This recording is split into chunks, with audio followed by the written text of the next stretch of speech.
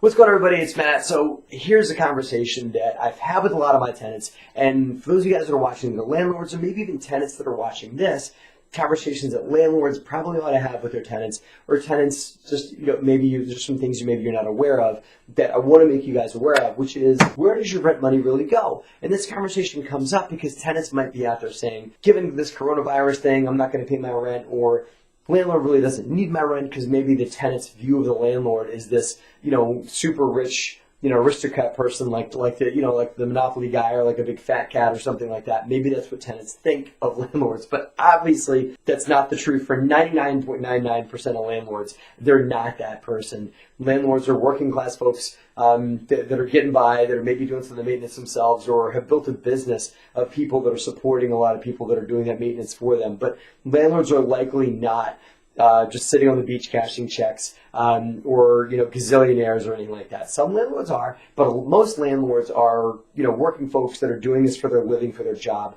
They're not just doing it because they're gajillionaires or anything like that. The conversation I want to outline for you guys, for tenants and for landlords alike, is where does rent money go? Because this is really a conversation that could be had if a tenant's saying, I don't pay my rent because of coronavirus, and because landlord doesn't really need it, or because I heard that my landlord might be getting debt forgiveness, might get their mortgage forgiven, or whatever, so landlord doesn't need my money. I want to address all those conversations because I think there's a lot of misunderstanding in the world. If you're a tenant, you pay $1 in rent, where that dollar gets broken down. So let's go and take a walk there. First and foremost, my name is Matt. My company is called the Derosa Group. You can hear more about us at derosagroup.com.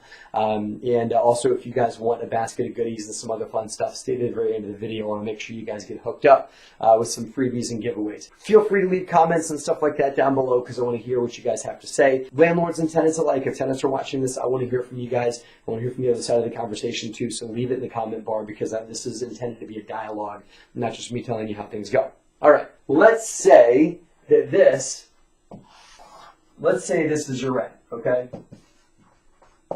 However much that money is, because it doesn't matter how much rent you pay, it's just that's your hard-earned money that you've earned that's due to you, that you're paying to your landlord in the title of rent, okay?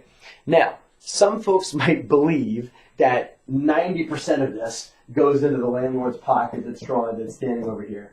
Okay, and this is they're taking this and just putting it in their pocket, and they're like the big Monopoly guy, the fat cat that I listed before. But I can promise you that's not the case, because it takes a lot of money to run, whether you live in a single-family home or an apartment building or a large complex, whatever it is. Rent money goes to a lot of different places. First place it goes, and a lot of people don't realize this, is an enormous bucket, and that's called tax. Okay. Real estate tax. Here's what you get for real estate tax. Now, you might think, well, that's the landlord's problem to pay the real estate taxes and stuff like that. But if you live in Albuquerque, New Mexico, or in Topeka, Kansas, or in Trenton, New Jersey, where I'm standing right now, the real estate taxes that get paid on the property you live in pay for your schools, the roads that you drive on, public services like the police. A lot of that money, almost all of it, comes from real estate taxes. That pays really to keep the local area you live in. There's state tax on your income. That money goes to keep the state going. But the local municipalities mostly rely on real estate taxes. As of today, there's been no relief offered. And I'm shooting this video during the coronavirus crisis, but there's been no relief of real estate taxes that's been offered by any municipality that I've heard of. If you heard of that, write a comment below about it. But there's been no relief of that because schools need to keep functioning, roads need to keep getting paved and things like that. So a lot of your money, let's say this is in the neighborhood of 20% of the rent that you pay, goes directly from you to the landlord and then directly to pay real estate taxes. And those are due most taxes are due quarterly or annually, whatever it is. And they can be significant. The next thing that landlords have to pay, right, is payroll.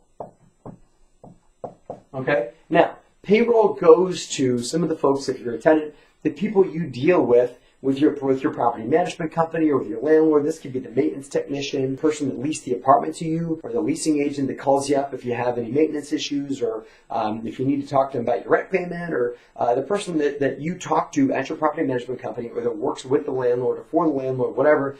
Payroll. Now, if your landlord doesn't have that kind of staff, they at least have someone that goes and makes the repairs at your property, and that's all payroll. It takes people, like I'll draw lots of little people here. Those are construction staff, folks that renovate apartments, folks that do the day-to-day work on the rentals and things like that. Lots of people. The next thing that we need to consider that landlords have to pay is utilities. Now, in a lot of places, you might not pay all your utilities. Tenants might not pay all the utilities. Maybe a tenant is paying the electricity, but the landlord might pay for the heat. Or if you live in a complex or in a house or whatever, where you pay for everything. And in some single-family homes and in some apartment complexes, tenants pay the water, the electricity, the gas, all the utilities for the complex. Maybe, but in other places, the landlord pays for everything or almost everything that you might think of, even including cable or something like that. Landlord pays for all that stuff.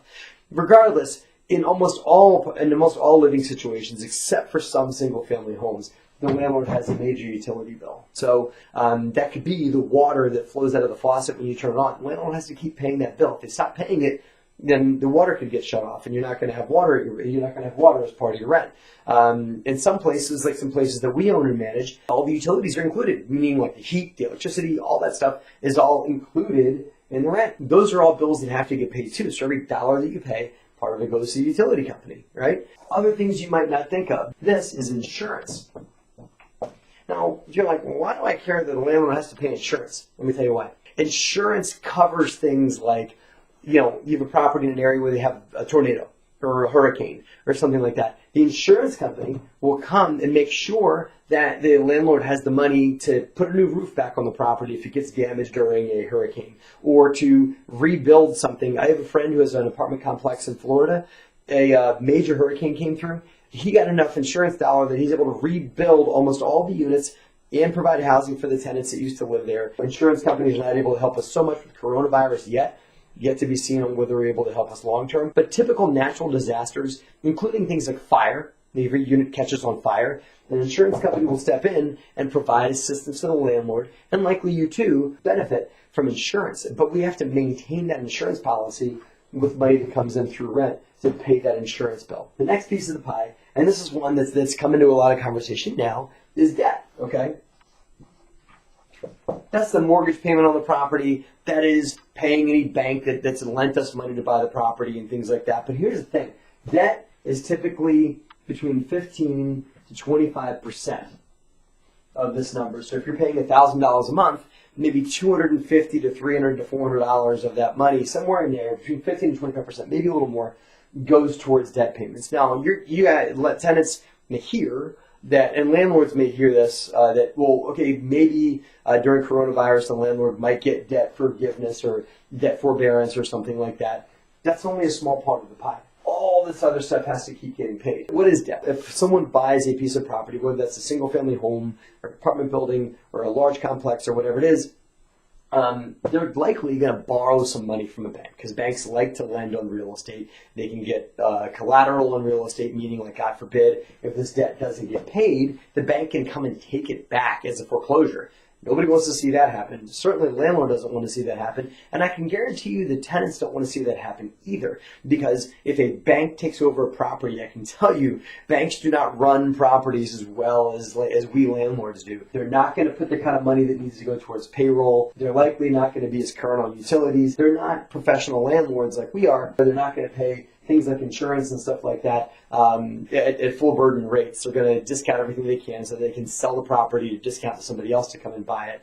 And that person might not be somebody you like and trust either. So you want to make sure your debt gets paid, because that allows your current landlord to keep the property and to not allow their bank to come take it back, because this foreclosure action is not something you want to see as a tenant either. I can promise you. We had a lot of that happen in 2008, 2009, and in the world saw a lot of that happen. It wasn't good for tenants either. It's bad for landlords, bad for tenants, bad for everybody in that. So you want to make sure the landlord continues to make their debt payments, and if they get an offer for forbearance from the bank because of COVID-19 and because of the corona pandemic, then that only takes a little bit off the table and allows the landlord to continue to pay these other things. The last thing that a landlord gets, among other things, and I probably left a few things out, so if you're a landlord and you're watching this, I kept this super basic, so leave comments down below on other things that landlords have to pay. If the landlord's lucky, whatever's here, which is, I can tell you, somewhere between 10 to 20%